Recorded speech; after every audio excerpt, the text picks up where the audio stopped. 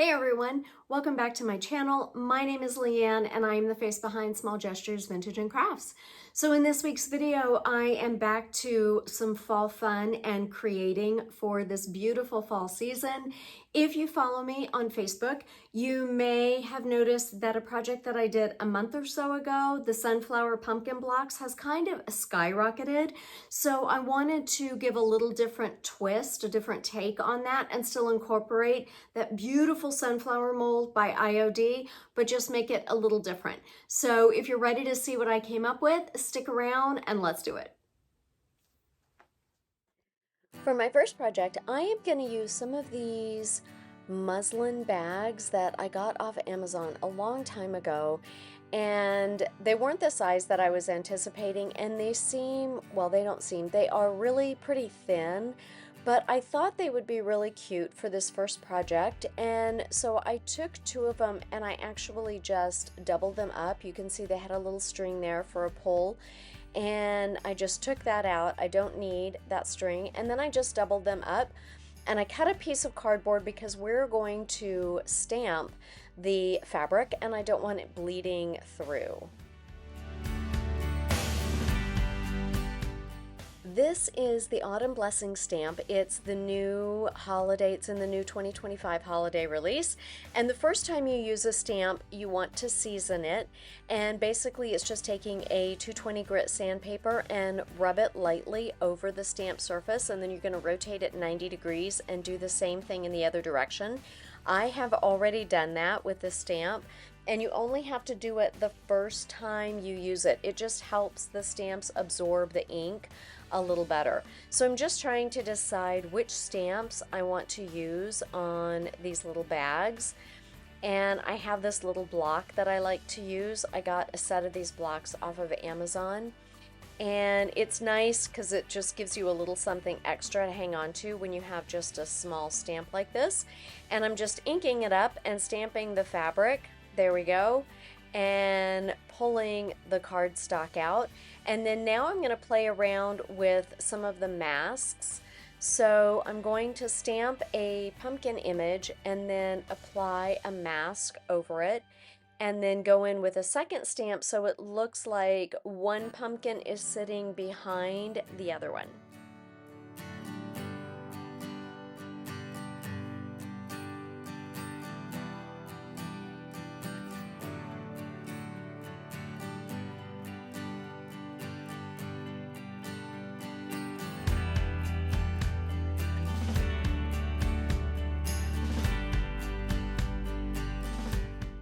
So when I started doing these, I thought they would just be really cute, like when you have a holiday dinner, you know, to have one at each place setting. And I was going to just put some stuffing in there, but I have some bath beads that I got at Dollar Tree. I love using these because it gives some weight to the bag and helps it stand up on its own. So I just dumped those in the bottom and then added some more stuffing. And I'm just coming in with some faux floral and just tying a little bunch together with some twine and nestling it down in amongst that stuffing, and then we're just going to tie it with some twine. And I think it's just a super cute little addition to your fall decor, or like I said, at a place setting for Thanksgiving dinner, or there's any number of ways that you can use these little guys. It's just a super simple, easy little project.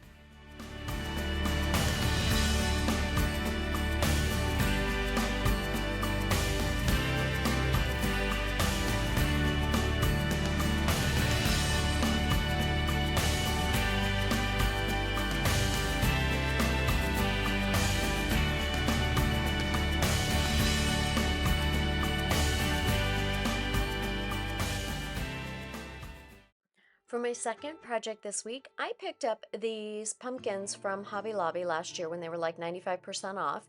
And I'm going to do some painting. I don't have any off-white paint, so I just mixed a little DIY paint, crinoline and white swan. And I'm going to give each of these pumpkins a couple of coats of white paint because we are going to do some decoupage.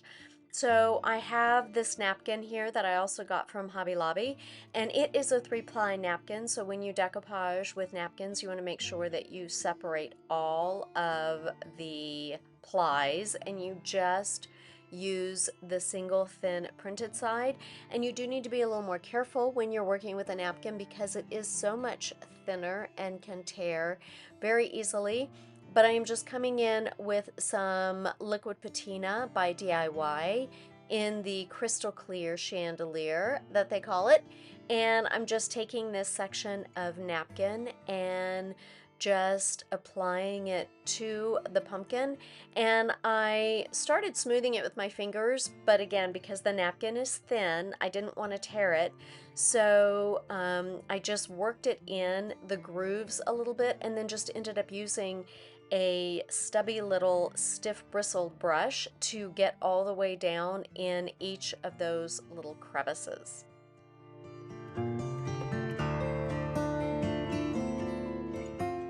I did hit it with my heat gun a little bit to dry it because it's a curved surface, I can't just wrap the napkin all the way around. So I do need to tear it, but I wanted to dry it first. And then I just came in with a wet artist brush down in the little groove there and tore it out of the groove so I could apply a new piece of napkin. And I'm just going in section by section. I'm doing like 2 sections at a time, I think. And same process, just going in with the clear liquid patina and applying the napkin. And I'm just working my way all the way around. And then around the stem area, I'm just getting it up as close as I can. And it even wraps up onto the stem a little bit. And I'm perfectly fine with that because we're going to paint right over it.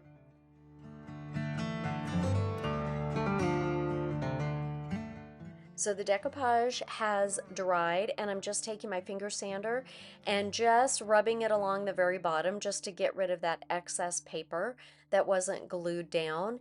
And then everything gets a coat of Big Top.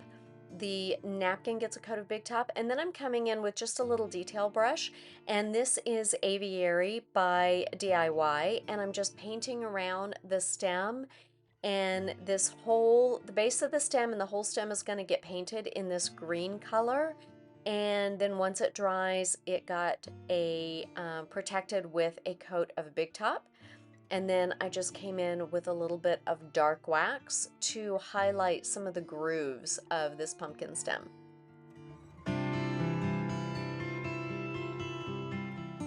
And there's another super simple transformation, this one more in the traditional fall colors, and I just love the size, and those little curly stems, I just absolutely love those. That's why I had to pick these guys up when I found them.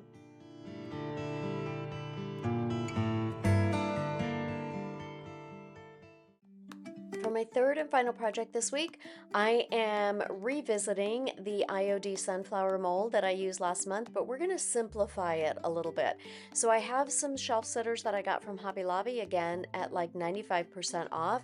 So I am going to prep these for use with that sunflower mold, and this time instead of clay, we're going to use some 10-minute casting resin, which is a great alternative to clay.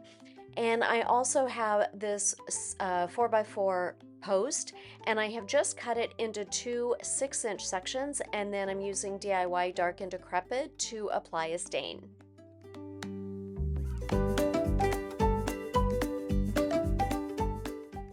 So this casting resin is a 2-part resin, and you just mix equal parts A and part B. And I love the IOD molds because it actually tells you in like milliliters how much resin you need to fill each one of the molds. So you just combine the 2 parts, stir it for a couple of minutes until it's clear, and then pour it into your mold. And I always like to take a little Meister stick and kind of push it up into the tips of the petals so I can make sure that the resin is completely covered in all of the crevices of the mold. And then you just let it sit to do its magic, and in about 10 minutes it is completely hard set.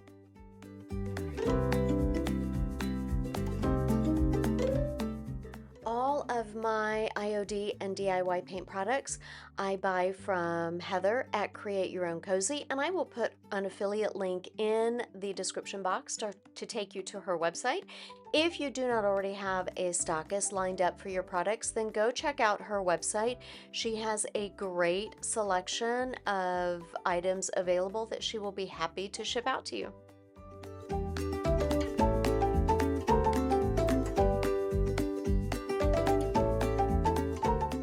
So while the resin is curing completely, I am just coming in with Summer Crush by DIY and giving a coat. I think I ended up using 2 coats on this little 6-inch block.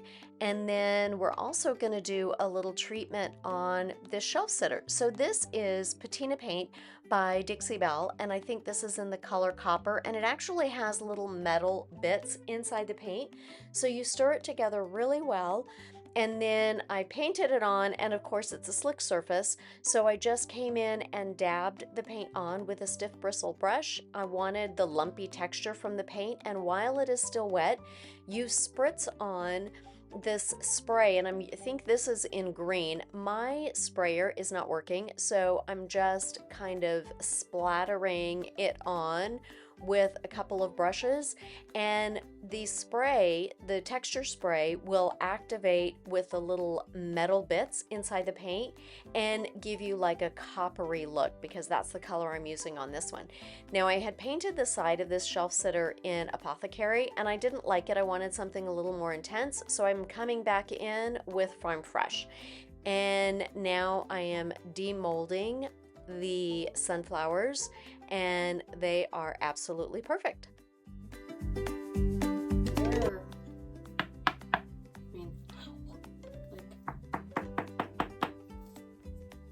They're solid.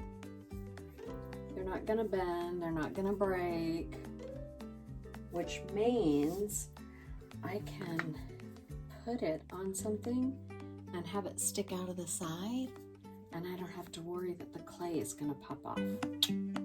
So I'm now painting the resin castings. This is Summer Crush, and I painted the other one in cake batter, and I decided to add a little shading to the cake batter. So the yellow paint there is not completely dry, and I spritzed some water onto the plate and added just a little bit of the Summer Crush, and we are just going to deepen the petals a little bit and give some shading right around, just to give it a little more depth, and I think it's going to be beautiful when we add the dark wax.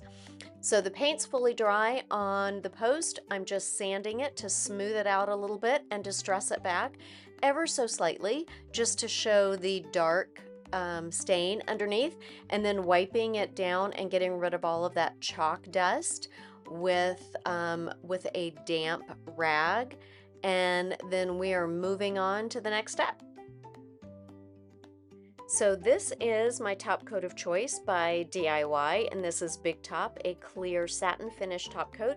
And I'm doing both the post and that little shelf sitter, and applying the Big Top and then letting it dry. And then we're gonna go in with some dark wax on the little shelf sitter and wipe it back just to give a little age to it and give it some depth.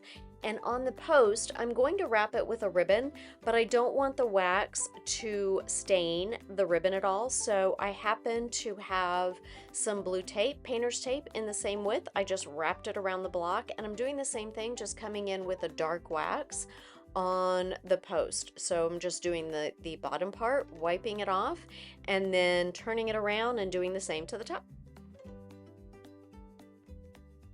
When I wipe the dark wax off, it doesn't look like it really left any color behind, but when I go to take the tape off, you can really see the difference between the original paint color and what has been waxed with the DIY dark wax.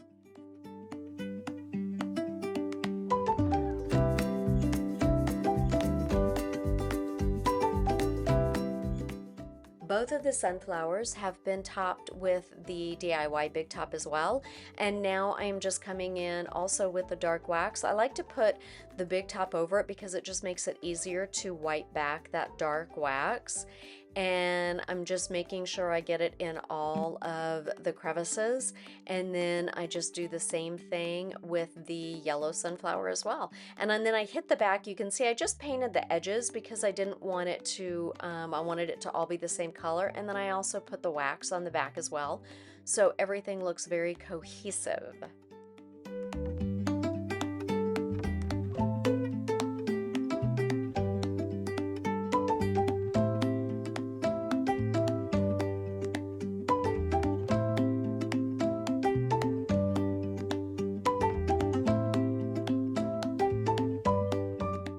I'm just using a bit of Gorilla Glue sticks to glue the ribbon down on the back, and then on the other side of the ribbon, and this is ribbon I just got from Hobby Lobby, and on the other side I just make sure it's pulled tight, and then I just turn the edge under so I have a nice clean edge, and then just glue it down as well.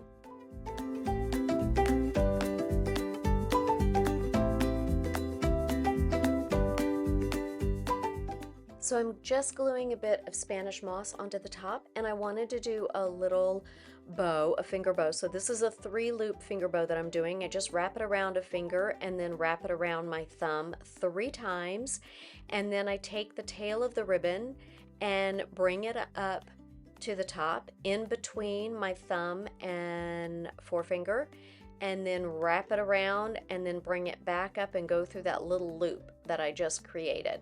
And then you pull the tail, just wiggle it back and forth, and it tightens the bow. And this, I think, is the hardest part, actually getting it off the fingers without undoing the bow. But I just like to hold it between my fingers and just keep working it back and forth, and that helps tighten it. And then you just adjust the loops just to make sure that they are even on both sides.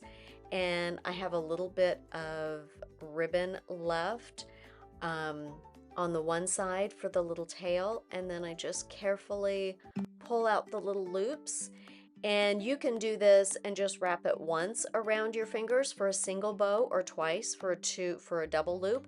And then, like I said, I did it 3 times because I wanted a little 3-loop bow to go on the top of this little pumpkin.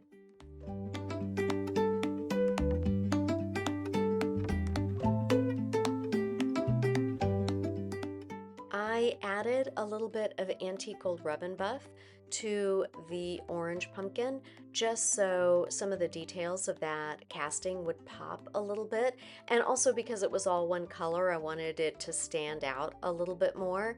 And then I just used my trusty glue, Titebond Quick and Thick. I love this glue.